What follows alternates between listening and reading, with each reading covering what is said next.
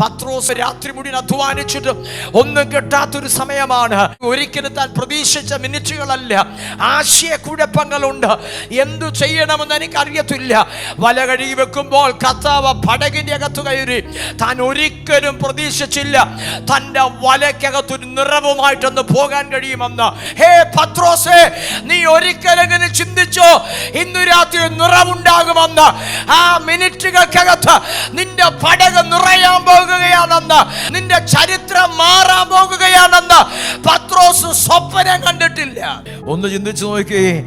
അവൻ ഒരു സാധ്യതയുമില്ലാത്തയിടത്ത്, ഒരു പ്രതീക്ഷയും ഇല്ലാത്തടത്ത് യവന്റെ പടകിന്റെ അകത്ത് തന്നെ കർത്താവ് കയറി. യേശുവിന്റെ കരത്തിനാണോ പിടിച്ചിരിക്കുന്നത്? ലജ്ജിക്കേണ്ട വരത്തില്ല. അവൻ നിന്നെ ഒരു പ്രശംസ വിഷയമാക്കി മാറ്റുമെന്ന്, നിന്റെ ആതിരികളെ അവൻ വിശാലമാക്കി തരുമെന്ന്. ഹല്ലേലൂയ! നിനക്കവൻ മാന്യതകളെ തരുമെന്ന്.